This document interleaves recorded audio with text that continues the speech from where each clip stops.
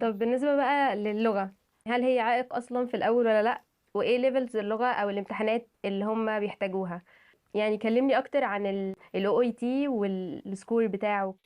طبعا اللغة هتختلف باختلاف الليفل بتاع الشخص، لأن دي حاجة متفاوتة يعني لحد ما على حسب الشخص نشأ فين وراح مدرسة ايه وكان مين حواليه الكلام ده كله. اللغة بتختلف according للفاكتورز دي. ففي ناس البيز لاين بتاعهم كويس، في ناس البيز لاين بتاعهم محتاج improvement شوية، في ناس البيز لاين بتاعهم مثلا محتاج improvement أكتر وهكذا.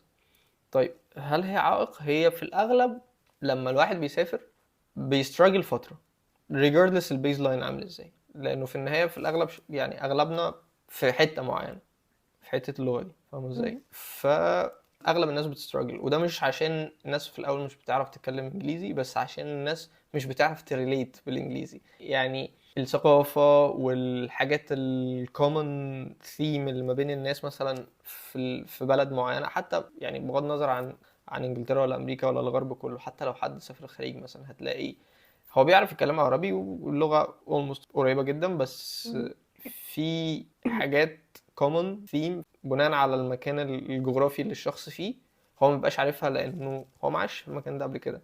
فالحتة دي بتبقى مم. sort of struggle أو challenge في البداية. الثيم أو الحاجات اللي هما بيريليتوا ليها ما مم. بنبقاش احنا aware بيها شوية، فبتلاقي في التعامل اليومي يعني ده بيظهر شوية.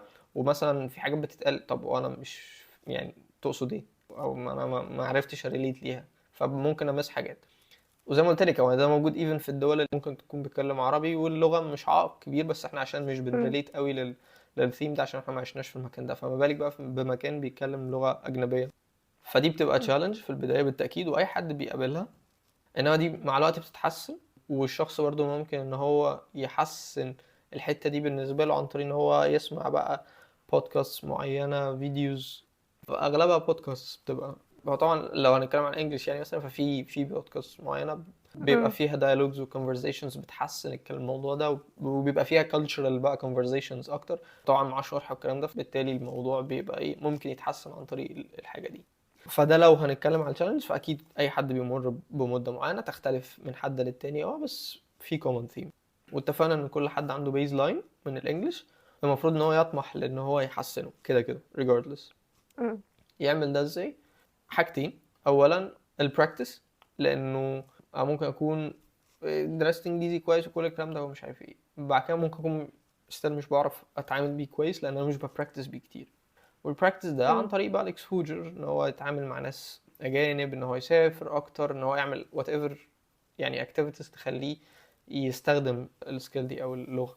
الحاجه التانية ان هو زي ما قلت لك كده يسمع حاجات بقى فيها يعني educational شويه زي البودكاست، فيديوز يوتيوب، ويبينارز معينه، وات ايفر بقى الحاجات اللي ممكن تقابله يعني، وعلى حسب الليفل اللي هو فيه اللي ممكن تفيده يعني في الموضوع ده. فدول اكتر حاجتين هتحسن او تزود البيز لاين بتاع السكيل دي عنده.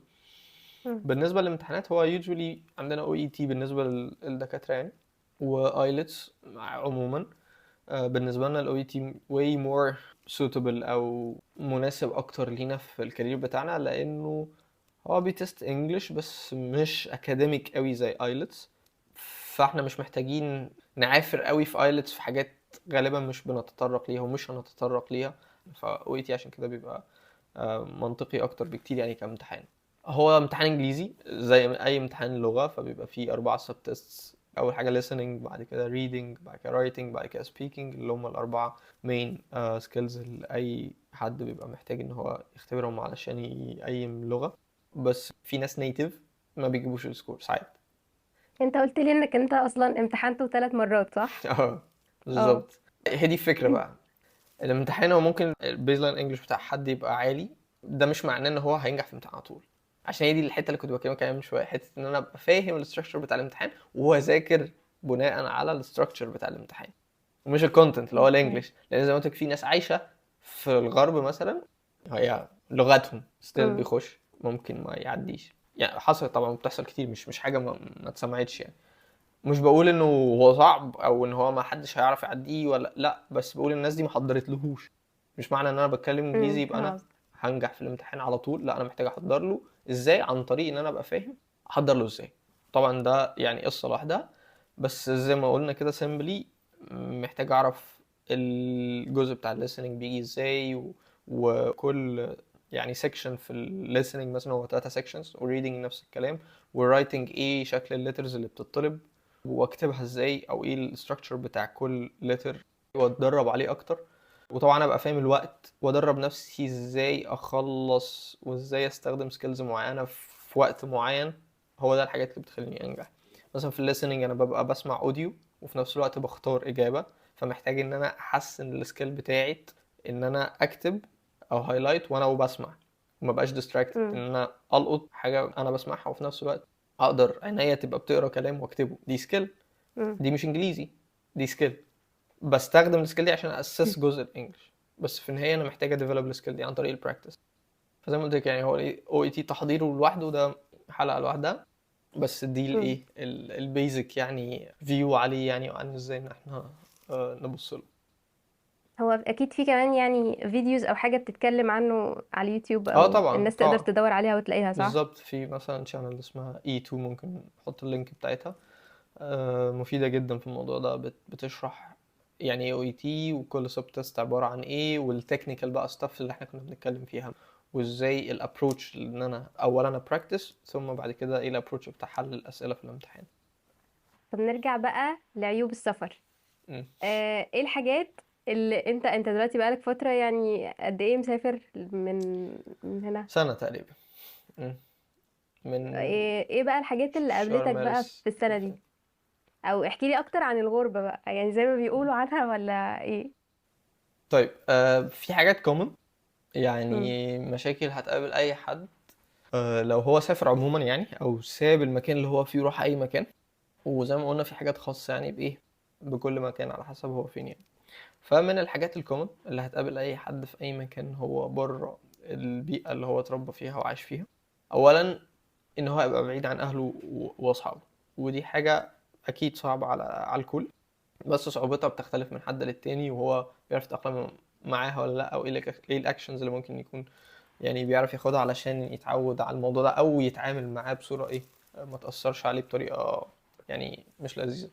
فده واحد. اتنين، لما حد بيطلع من مكان وبيكون في مكان تاني، بالأخص لو مكان مثلا في الغرب، فده السيستم مختلف تماما، فبيستراجل، بيبقى فيه تشالنج في حاجات بره الشغل، او ملهاش علاقة باللغة مثلا، او بان الشغل جديد، لا ده الحياة كلها السيستم كله او اغلبه يعني مختلف. فهو بيستراجل في الموضوع ده. فاهم ازاي؟ ال- مم. المواصلات مثلا، ازاي تسافر من مدينة للتانية، الاجراءات الحكومية، مش عارف الناس بتتكلم ازاي، ايه الحاجات اللي ينفع تتقال، ايه الحاجات اللي ممكن حد يفهمها بصورة مثلا تانية فممكن تحطه في مشاكل. فهمتي ازاي؟ challenges كده في مم. الداي تو داي activities هيستراجل فيها. دي بتتحسن طبعا مع الوقت، بس في ناس يعني بتتخض من النقطة دي. بعد كده عندك حاجة بقى مهمة، أو تالت نقطة يعني، إنه لما الناس بتبتدي تتعود على المكان يعني في الأول، بغض النظر بقى عن الخضة بتاعت زي ما قلت لك التشالنجز والستراجلز دي، بيبقى في بقى الايه الفايبس الجديدة. أنا كان نفسي أجي أو أسافر المكان الفلاني ده، وأنا النهاردة في المكان الفلاني ده، فدي حاجة كبيرة بالنسبة لي، والكلام ده كله، والبهرجة اللي ممكن حد يشوفها اللي هو راح مثلا مكان كبير أو الكلام ده كله. لما الحاجات دي بقى بتفيد وبتبتدي تروح، بيبتدي بقى يحس ان الاكسبكتيشنز بتاعته كانت اعلى من الواقع، بغض النظر هو راح فين مم. او هيروح فين. ده هيحصل لان هو معاش التجربة، فلما يعيشها الواقع عليه بيبقى مختلف. ممكن نريفير باك لبوينت اتكلمنا عليها قبل كده، حتة ان انا لما بروح لمكان معين بعد كده بيبتدي يبقى في عندي انبوتس جديدة.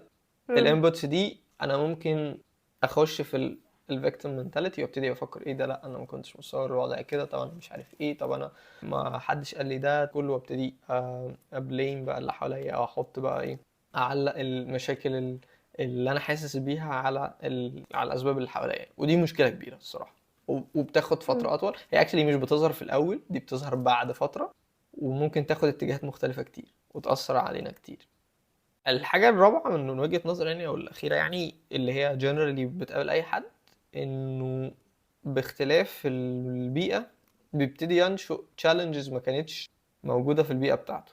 وغالبا دي حاجة personal. بمعنى إيه؟ يعني هناك مثلا في المكان اللي هو اتربى فيه او وسط اهله وسط اصحابه بتاع، في traditions، في norms، في حاجات متعودين عليها، في حاجات واخدينها for granted ومش مش بنجت tested ليها. مم. فاهم اقصد ايه؟ انما لما ابقى مم. في مكان مختلف تماما، الكالتشرز دي مختلفة، التراديشنز مختلفة، ده بينشأ عنه ايه؟ انه بيظهر مشاكل جديدة انا ما كنتش بتعامل معاها، ما كنتش بواجهها قبل كده، ما كنتش بتحط في ظروف ان انا افيس مشاكل زي دي. فاكتورز جديدة، اكسبوجر جديد. ايه بقى الردود افعالي لده؟ بيختلف من حد للتاني. هل انا كنت مؤهل نفسي ده لحاجة زي دي ولا لا؟ بتختلف من حد مم. للتاني. آه مش سهلة، لازم الواحد يفكر فيها ولازم ياخد اكشنز تجاهها عشان الموضوع ده يقدر يتعامل معاه. مم. بس فهي دي من وجهة نظري الأربع مشاكل اللي بتقابل أي حد بيسافر أو بيبعد عن البيئة بتاعته أو بيروح مكان جديد عليه. في حاجات زي ما قلت لك خاصة هتختلف بقى عن مكان للتاني ومن شخص للتاني برضه. انا حاسه انه اصلا حاجه كبيره قوي من اللي بتواجه الناس اللي بتسافر عموما، هو ان احنا هنا عايشين بفاليوز معينه ومتربيين بشكل معين، وعندنا حاجات ينفع نعملها وحاجات ما ينفعش نعملها. فلما انت تروح لوحدك في مجتمع مفيش حد فيه بيراقبك، فحاسه ان ده ان انت بتمتحن في الفاليوز بتاعتك او المبادئ والحاجات اللي انت اتربيت عليها اصلا. يعني حريتك دي هتبقى مسؤوليه قوي، مش اي حد بيعرف فعلا يبقى قدها. ده حقيقي. دي البوينت الرابعة اللي قلت لك عليها، انها بتقابل اي حد يعني امم. بيتحرك. محتاجين برضو نبقى aware بالنقاط دي علشان نقدر ناخد active actions تجاهها، ونقدر في النهاية نطلع بفايدة من التجربة دي، مش انه يكون العكس يعني اللي يحصل بسبب التغيير الكبير مثلا اللي ممكن نكون خدناه في حياتنا. طيب احكي لي بقى اكتر عن التخصص في المعادلات، والدنيا بتمشي ازاي في التخصص في السفر عموما. التخصص في السفر، هو المعادلات ما فيهاش تخصص. يعني مثلا بلاب مثلا او يو كيم لي في انجلترا، ده امتحان مش امتحان تخصص، امتحان عام، فبيمتحنك في كل حاجة بس بصورة معينة يعني. امريكا نفس النظام، اليو اس ام لي ملوش علاقة بالتخصص، والستبس بتاعته يعني بتمتحنك في حاجات ايه بغض النظر انت تخصصك ايه، يعني الحاجات واحدة عشان دي معادلة. الزمالات دي عبارة عن امتحانات تخصص، فده بيبقى امتحان في تخصص واحد. على حسب المكان اللي الناس بتروح له بيختلف شوية احتياج التخصص او ال opportunities بتاعت كل تخصص للتاني. فاهم اقصد ايه؟ الفرص امم. بتاعت كل تخصص عاملة ازاي بالنسبة لمكان للتاني، من مكان للتاني بتختلف شوية. انما generally speaking الحاجات اللي هي بطنات بتبقى ال opportunities فيها اكتر شوية من الحاجات اللي هي الجراحية. امم. والحاجات اللي هي البطنات الحاجات اللي هي العامة زي مثلا اطفال او بطنة ستيل او اي سي يو، طبعا الحاجات بقى critical care عموما او الامرجنسي، او مثلا general practice family medicine، الممارس العام. النوع ده من التخصصات بتبقى الديماند والاوبورتونيتيز اللي فيها بتبقى اكتر من الحاجات اللي هي تخصصية قوي بقى زي القلب مثلا كارديولوجي او يعني وات ايفر بقى التخصصات اللي موجودة. زي ما قلت لك الحاجات اللي هي الجنرال اكتر بتبقى الاوبورتونيتيز او الديماند فيها اعلى يعني. طيب هل ده يأثر معايا ويفرق معايا في اختياري انا للتخصص بتاعي ولا لا؟ نرجع لبوينت ايه.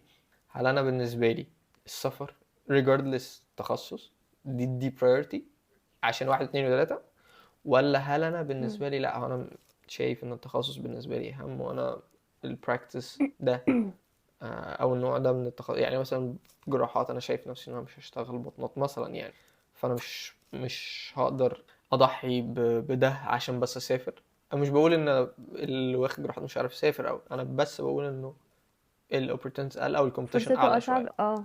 نسبيا. ماشي.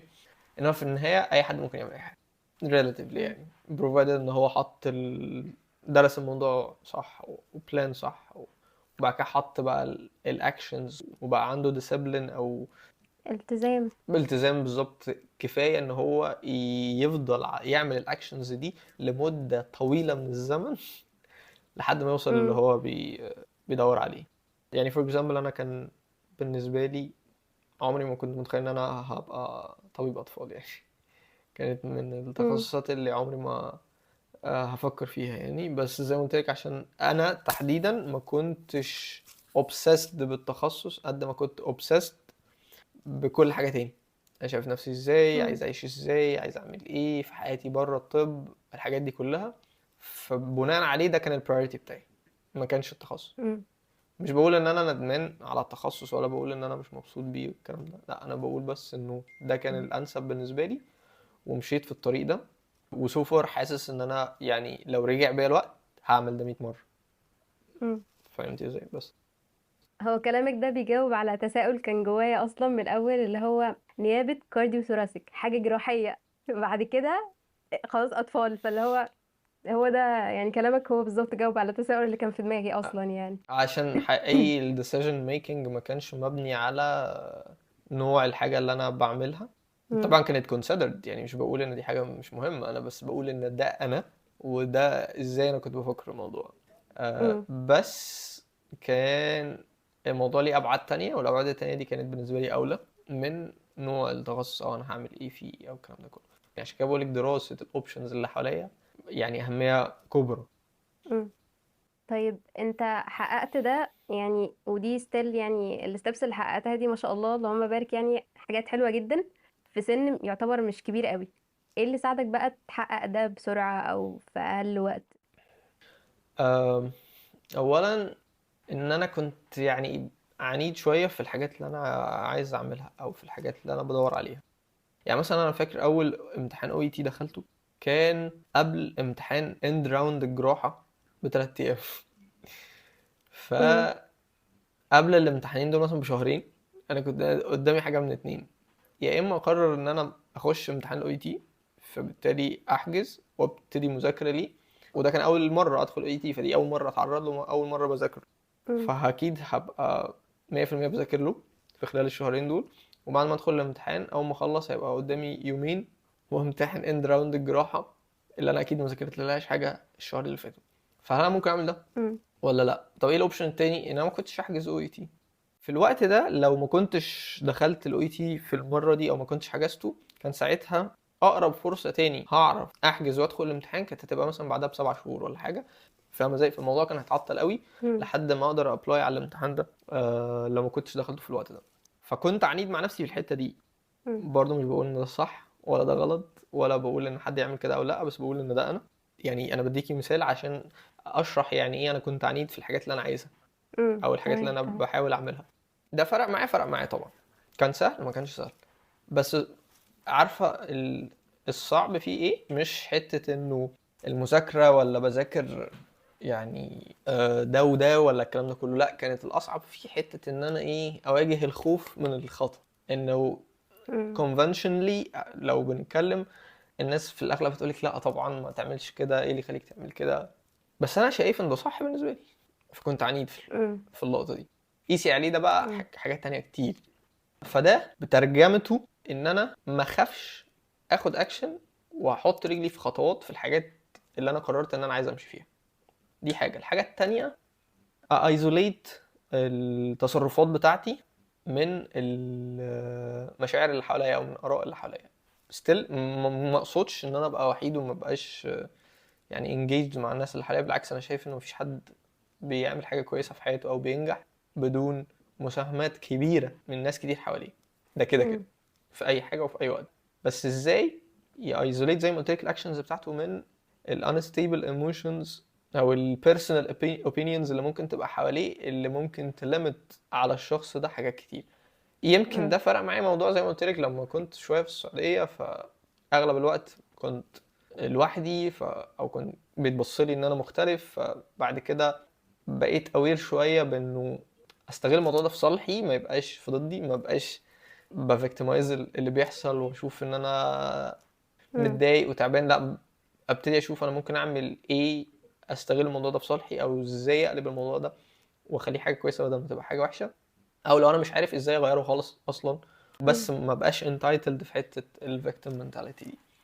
فيعني لو هقولك على حاجه انا اقدر ابص لنفسي فيها الفتره اللي فاتت يعني واقولك انها ساعدتني، فهم هيكونوا الحاجتين دول يعني. كلامك ده بيفكرني قوي بفكرة المنتال toughness، اللي مم. هو فكرة ان انا ما اخليش اللي حواليا يأثر عليا بشكل معين، او الظروف او الناس او اراء الناس او اي حاجة سلبية ما اخليهاش تأثر فيا، وابقى يعني طالما انا عارف طريقي فامشي فيه. ده حقيقي. طيب بمناسبة بقى ان انت حققت ده في وقت قليل يعني، احنا حياتنا مش طب ومش مذاكرة بس، تمام. مم. فهل فعلا احنا بتعدي علينا فترات بتبقى في حاجات مؤثرة على حاجات، ولا في حد يقدر يحقق البالانس ده؟ احنا في حياتنا فيها اجتماعيات، في عايزة اهتم بصحتي، مش عارفة عايزة اروح جيم، عايزة اعمل حاجات كتيرة قوي. ازاي نحقق البالانس ده؟ ولا هو فعلا في اوقات في حاجات هتيجي على حاجات؟ بالتأكيد في أوقات حاجات هتيجي على حاجات، دي حاجة inevitable مفيش مفر منها، محتاجين نتقبلها يعني ونبقى تمام. ده واحد. اتنين، ده مش معناه انه لمجرد انه في وقت ما حاجات جت على حاجات ده يجاستيفاي ان الحاجات التانية دي تبقى خلاص eliminated من حياتنا forever. لا طبعا، مم. محتاج ابقى aware بالموضوع ده. ممكن انا ظروفي مثلا في الشغل دلوقتي مش مخلياني قادر اتمرن، بس انا محتاج اخد اكشن تجاه الموضوع ده. فاهم اقصد ايه؟ مم. بعد كده، وده بيحصل وده اغلبنا بنقع في المشكله دي، لما الظروف قد تكون سامحه ليه، جس وات هو ما بيعملش الحاجات التانية او مش بيعمل بالانس، مم. عشان هو مش واخد responsibility كفايه ليها، مم. ومش بياخد active actions تجاهها.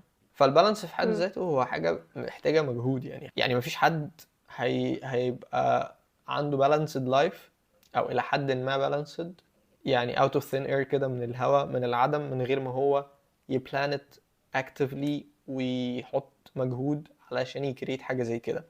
بس still مم. محتاج يأكسبت ان هو هيجيله فترات هتبقى في حاجات طبعا مغطية حاجات تانية او واخدة حق حاجات تانية، او مش مدياله مم. فرصة ان هو يعمل حاجات تانية. محتاج ان انا اشتغل على كل الجوانب اللي هي ممكن تحسن حياتي، ومحتاج ان انا ابلان الحاجات دي socially financially emotionally physically spiritually طبعا. كل الحاجات دي مم. لازم ان انا احطها يعني في اعتباري يعني. هو انا حاسه اصلا ان فكره انه في اوقات في حاجات بتيجي على حاجات، يمكن هي اللي بتحقق لنا البالانس. يعني لما نيجي نبص عليها as a whole process، ايه بقى مفهوم النجاح والفشل بالنسبه لك؟ وايه اكتر صفه او صفات مهمه في الشخص الناجح؟ بعيدا عن المفهوم المجتمعي او المجتمع اللي حوالينا للنجاح، مفهومي انا يعني للنجاح هو قد ايه انا راضي عن نفسي او على اللي انا بعمله. ما حدش هيبقى راضي 100%، لان لو حد راضي 100% مش هي progress، مش هيتقدم في حياته. ولكن قد ايه انا مقتنع باللي انا بعمله، وعندي big why ليه، حاجة هدف أكبر، هدف أسمى من إن أنا يعني مثلا لو أنا ببراكتس طب وبشتغل تخصص معين أنا بحبه، ده مش البيج واي. إيه الهدف الأكبر من ورا اللي أنا بعمله ده؟ لو أنا ده عندي، وأنا شايف إن الحاجة اللي أنا بعملها day to day بتفulfill الهدف الأكبر ده، ده مم. بالنسبة لي بيديني رضا. زي ما قلت لك، ممكن أكون أنا مش راضي دلوقتي 100% عشان حاسس إن أنا لسه محتاج سكيلز كتير، ومحتاج اعمل حاجات كتير عشان اوصل لليفل احسن، وان انا ابروجرس اسرع واحسن في الكارير او في الباثوي وات ايفر. طبعا احنا بنتكلم عليه مش بس شغل، يعني في اي حاجه في جوانب الحياه. فده بيكريت عندي زي ما قلت لك احساس الرضا. احساس الرضا ده انا شايف هو اكتر حاجه ممكن تخليني انا كبني ادم احس ان انا ناجح ولا لا. مم. وده مش انتايتل ده بقى بمكان معين ولا بزمن معين، هي دي حاجه تايمليس. مم. فده ازاي انا بديفاين النجاح؟ ليه؟ لان اي حاجه تانية ريلاتيف. بمعنى مم. اللي عايش في امريكا مش احسن من اللي عايش في كندا، ولا ولا احسن من اللي عايش في مصر. الجيوغرافيكال ستيت دي مش مم. نجاح، ماشي. واللي اسمه استشاري مش بالضرورة يبقى انجح من اللي ما اسموش استشاري. فالتايتل كمان مش حاجة ريلاتيف، مش حاجة يعني ايه for granted. مم. الفلوس كمان هي برضو حاجة ريلاتيف، هي اكيد مهمة، ولكن لو بقت في ليميت معين ممكن تسبب مشاكل اكبر، تبقى سبب فشل لحد. فعشان كده بقولك كل حاجه تاني تختلف.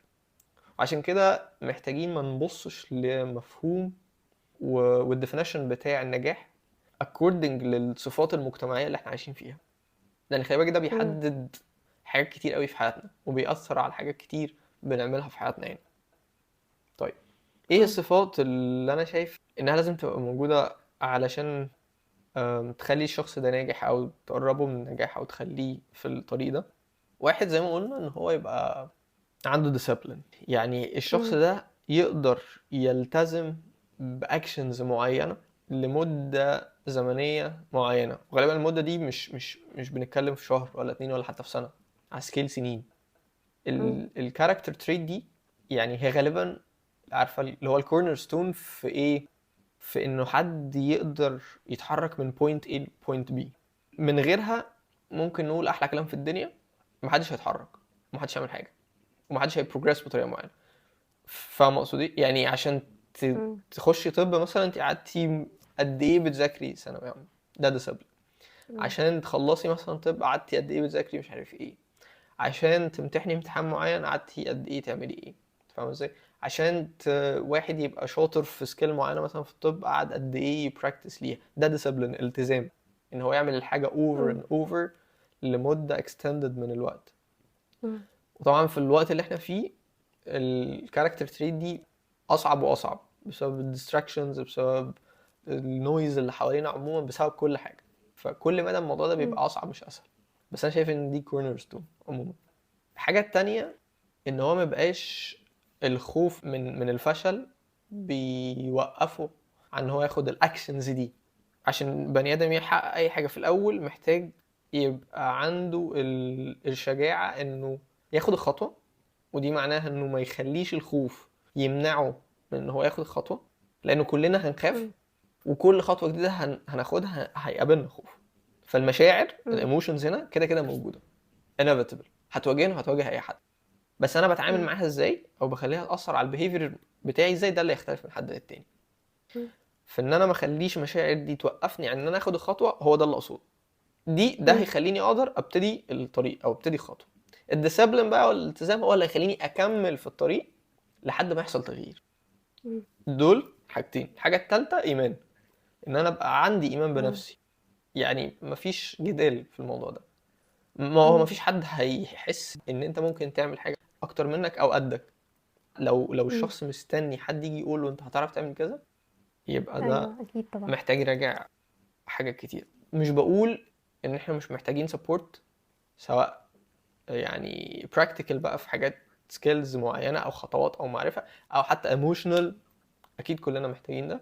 بس still لو انا ما عنديش ايمان بنفسي، لان ايماني بنفسي ده هيجستيفاي بالنسبة لي ان انا اوفركم الخوف اللي اتكلمنا عليه في بداية كل خطوة. وهو اللي هيخليني هيغذي الانرجي بتاعتي ان انا افضل عندي التزام لمدة طويلة من الزمن. لان كده كده هقابل emotional ups and downs، وكل يوم مختلف. وفي ايام هصحى يعني مش عايز اعمل حاجه او ماليش نفسي اعمل الحاجه دي، اتمرن ولا اذاكر ولا وات ايفر. بس لو انا عندي ديسيبلين هعمل الاكشن ريجاردلس الايموشن. حتى لو انا حاسس ان انا مش مبسوط او انا مش حابب او انا النهارده ماليش مزاج، هو ده الديسيبلين، هو ده الالتزام. الايمان بقى بيغذي السكيل بتاعت الالتزام دي، انها تبقى موجوده، وانها تبقى موجوده الاكستندد يعني period of time enough انها تحول الاكشنز بتاعتي دي لحاجات تانجبل حقيقيه ملموسه في صوره بروجرس في حياتي. فده بالنسبه لي يعني ايه الصفات اللي محتاج الواحد يحاول ينميها يعني. هو بمناسبة المشاعر والخوف وانه ما يوقفناش يعني، فهو انا كشخص انا كابة كان عندي مشكلة كبيرة قوي مع القلق. كنت بقلق بشكل فظيع يعني.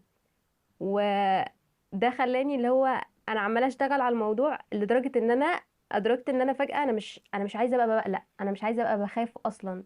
فبعدين اخدت كده لحظة اللي هو استني هبة كده لحظة.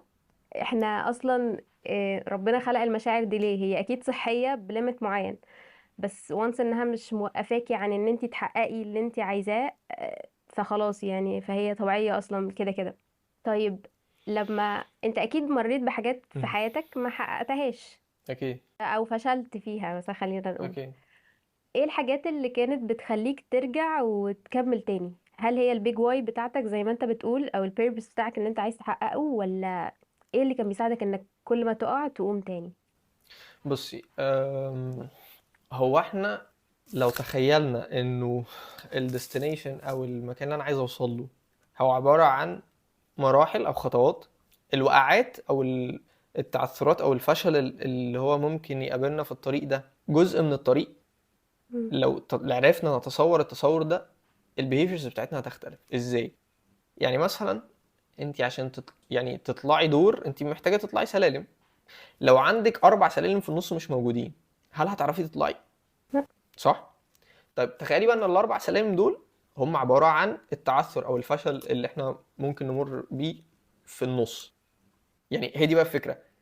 تخيلي بقى لو ده مش موجود، لو ده انا شلته من السلالم، انا مش هعرف اوصل. قد كده مم. مهم ان التعثر ده او ان الفشل ده امر بيه عشان اقدر اوصل. بمعنى اخر، لو مش موجود مش هعرف اوصل. لو انا شفت الموضوع مم. بالطريقه دي، هيفرق خالص في البيهيفيرز بتاعتي. البيهيفيرز اللي هي الاكشن، الحاجات اللي انا بعملها، غير الايموشنز. رؤيتي للموضوع ده مش هيغير الايموشنز. يعني مش مم. هيخليني ما اتضايقش لما ده يحصل، ولا هيخليني ايوه طبعا. ابقى واقف بتنطط لما من الفرح لما ده يحصل. اكيد مش ده اكيد مش هيحصل، وستيل هبقى مم. هتضايق وهتاثر وكل الكلام ده. ولكن هعرف اخلي البيهيفير بتاعي احسن او يختلف. ازاي؟ عن طريق ايه؟ عن مم. طريق انه لما اقع اروح قايم واكمل. مم. محتاج افكر نفسي يعني every now and then بالتصور ده او عارفه بالكونسبت ده او بالرؤيه دي عن الطريق عموما، ان احنا مم. نريواير البرين بتاعنا، نخلي رؤيتنا للوضع ككل يختلف، بان احنا نشوف انه التعثر ده او الفشل ده هي سلمه، فهي ستيب انا لازم مم. ادوس عليها عشان اطلع السلمه اللي بعدها. لان ده inevitable، لانه من خلالها بنتعلم حاجات مش هنتعلمها لو ما مرناش بيها. والحاجات دي بتبقى مهمه في الفاونديشن للسكيل او للنولج او للكاركتر اللي عندنا، علشان نقدر نكمل ونبروجرس ونتقدم من بوينت للتاني. فكرة تقبل الفشل كجزء مهم من الجيرني بتاعتنا اصلا عشان نوصل، وكمان انه ازاي اتعامل مع الموضوع بشكل ايجابي، لان انا مش متحكم في المشاعر بتاعتي بس متحكم في التصرفات اللي انا باخدها تجاه بالظبط، الموضوع. بالظبط، بالظبط. طيب انت مؤخرا بقى فتحت قناة على اليوتيوب، احكي لي بقى ده اخد منك وقت ومجهود قد ايه، واصلا كان نفسك تعمل الموضوع ده من امتى، وايه الفيجن بتاعتك او الحاجة اللي انت نفسك تحققها من القناة دي؟ طيب، خد مني مجهود قد ايه؟ كتير اكيد. مم. و بقالي قد ايه عايز اعمل كده من زمان، من وانا في كلية مثلا. بس عشان مم. مش في كل وقت البالانس بيبقى موجود، ما كنتش قادر مم. اعمل كده قبل كده. مم. وبس ده مش معناه ان الحاجة دي مش موجودة. زي ما اتفقنا، مم. في وقت معين زي ما حصل بالنسبة لي يعني معايا، دي بقت حاجة ممكن تتعمل اكتر، مم. فهنا هقدر اعملها او هنا محتاج ان انا اعملها. فده حتة البالانس اللي كنا بنتكلم عليه من شوية. أم... ليه عملت كده؟ طيب، عايزة الشورت انسر ولا اللونج انسر؟ لا، اللونج انسر براحتك خالص. طيب، احنا عموما بنكونسيوم حاجات كتير كل يوم. والكونسومشن ده مم. مش بس حاجات يعني تانجبل، حاجات محسوسة وملموسة، كمان حاجات فيديوز وكونتنت واونلاين كونسومشن يعني. اوكي. مم. فاحنا مش هنقدر نإليمينيت الكونسومشن ده من حياتنا. احنا كده كده بنكونسيوم كتير، كده كده. اوكي. مم. بس ممكن نختار الحاجة اللي احنا بنعمل لها كونسومشن دي حاجة كويسة هتفيدنا ولا لا. مم. lately انا بقيت احس ان انا الكونتنت اللي انا بقيت اميل ان انا اتفرج عليه او اشوفه، بقيت ابقى ميال اكتر للحاجات اللي هي فعلا بتفرق معايا او بتفيدني. الحاجات اللي هي بتخليني اتقدم، مش حاجات بتضيع بس وقت وانترتينمنت بس هي ما بقاش ليها امباكت على حياتي. مم. اللي انا بحاول اعمله ان انا عايز ان انا احط حاجات آم، تبقى good type of consumption. الشخص اللي يشوف الحاجات دي او يشوف الكونتنت ده تفرق معاه وتحسن او تعمل له اي نوع من improvement. وده عن طريق حاجتين.